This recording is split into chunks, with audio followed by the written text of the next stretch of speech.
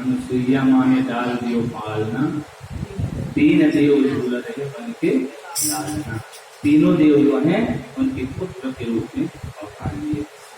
भगवान शिव जी के अंश में दुर्वासा मुनि और भगवान नारायण के अंश में अनुसुईया माँ के गर्भ से साक्षात भगवान दत्तात्रेय महाराज का प्राकट्य हुआ। दत्तात्रेय मुनि भगवान के अवतार हैं। मैत्रेय जी कहते हैं कि हे विदुर, मनु महाराज के सबसे छोटी बेटी प्रसूति देवी का विवाह दक्ष प्रजापति के साथ हुआ, जिनके 16 बेटियां हुई। उन 16 कन्याओं में 13 कन्याओं का धर्म की पत्नियां बनी। उनमें से धर्म की मूर्ति नामक पत्नी के गर्भ से भगवान नर और नारायण इस रूप में प्रकट होते हैं। ये आज भी बद्रीनाथ में विराजमान है, नर और नारायण।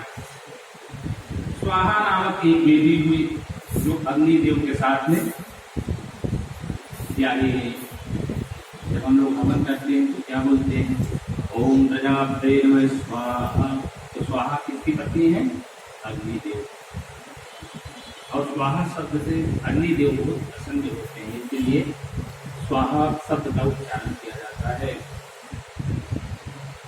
स्वधा नामक जो बेटी थी वह पितरों को ब्याही गई और एक बेटी भगवान शंकर को ब्याही गई, जिनका नाम सती देवी है। शिव पत्नी सती देवी की कोई संतति नहीं हो सकी, क्योंकि एक बार दक्ष ने भोलेनाथ का अपमान किया, जिससे देवी सती सह न सकी और माता सती ने अपना शरीर ही यज्ञ में त्याग दिया। विदुर जी ने चौंक करके मैत्रेय जी से पूछा, प्रश्न किया कि भगवान भोलेनाथ परम सुशील स्वभाव के साक्षात करुणा अवतार है, कर्पूर गौरम करुणा अवतार। भगवान भोलेनाथ को करुणा के अवतार हैं। शिव का अर्थ ही कल्याण होता है। ऐसे कल्याण स्वरूप भगवान शिव से भला दक्ष ने द्वेष क्यों किया? और क्या इतना द्वेष किया कि जिसके फलस्वरूप माता सती को शरीर त्यागना पड़ा? ऐसा कौन सा द्वेष था? कृपा करके इसका कारण बताएं। मैत्रेय जी कहते हैं कि सुनिए विदुर जी, एक बार पितामह ब्रह्मा ने समस्त देव परिगत देश अपने प्रिय पुत्र दक्ष को प्रजापति को घोषित कर दिया। प्रजापति का पद पाते ही दक्ष को बड़ा अहंकार आ गया, अभिमान आ गया और अभिमान ग्रसित हो गए। जब इनका स्वागत समारोह आयोजित किया गया तो कोई पद पाता है तो एक समारोह रखा जाता है कि उसमें सब कोई आए, सबका स्वागत है। तो दक्ष जब अपना पद पा जाते हैं दक्ष प्रजापति का, तो एक समारोह रखते हैं और उसमें सभी देवों को आमंत्रण देते हैं, जिसमें बड़े बड़े देवता महात्मा सब इकट्ठे हो जाते हैं। और अपनी उस स्वागत सभा में जब दक्ष प्रजापति प्रवेश करते हैं, सब देवताओं जैसे लोग बैठे रहते हैं और महाराज दक्ष जो हैं उस सभा में प्रवेश करते हैं, तो सभी सभासदों ने खड़े होकर के दक्ष का सम्मान किया, स्वागत किया। दक्ष ने अहंकार में चारों तरफ दृष्टि घुमाते हुए सभा में प्रवेश किया और अपने स्वागत में खड़े हुए लोगों को देखकर गदगद हो गए। अचानक दृष्टि पड़ी कि 3 लोग खड़े नहीं हुए हैं, ब्रह्मा, विष्णु और महेश। तो ब्रह्मा और विष्णु को देखकर तो कुछ नहीं बोले दक्ष जी, परंतु भगवान शिव को देखकर के वे लाल पीले हो गए।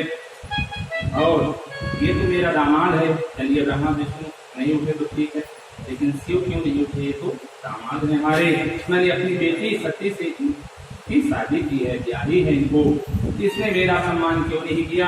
बस अपनी गद्दी पर बैठते ही भाषण प्रारंभ कर देते हैं। भाषण में क्या कहते हैं कि लोग कालों में हमारी प्रतिष्ठा के यश को धूमिल करने वाला, नष्ट करने वाला, निरपत्र अर्थात लज्जा तो इससे बिल्कुल भी नहीं हो रही है। यह निर्लज्ज बुरी तरह गालियां देना प्रारंभ कर दिया दक्ष भगवान भोलेनाथ को। एक संत तो कहते हैं कि ठीक ही कहा है, इसमें क्या है, ये हम लोग कालों के यश को धूमिल कर देता है तो ठीक बात तो है। बहुत अनेक प्रकार से भला बुरा कहते हैं भगवान भोलेनाथ को, और भगवान भोलेनाथ तो ऐसे हैं जिनका कोई त्राण करने वाला, रक्षा करने वाला नहीं होता है। संसार में जिसका कोई भी रक्षक नहीं है, ऐसे अनाश्रितों को भी रक्षा देने वाले हमारे भगवान भोलेनाथ हैं। जिसका कोई नहीं होता उसका भोलेनाथ होते हैं। एक बार भूत प्रेत सब रोते रोते इकट्ठे होकर के भगवान भोलेनाथ के पास में आते हैं और कहते हैं कि प्रभु, हमको इस संसार में कोई नहीं रख रहा है, सब हमसे भय खाते हैं, डरते हैं, हम लोग कहाँ जाएं, किसकी शरण में जाएं, किसके घर में रहें। जहाँ जाने की कोशिश करते हैं तो लोग वहां से छूट करके, मंत्र पढ़ करके और हमको भगा देते हैं, बोतल में बंद करवा देते हैं, नीचे जमीन में गड़वा देते हैं।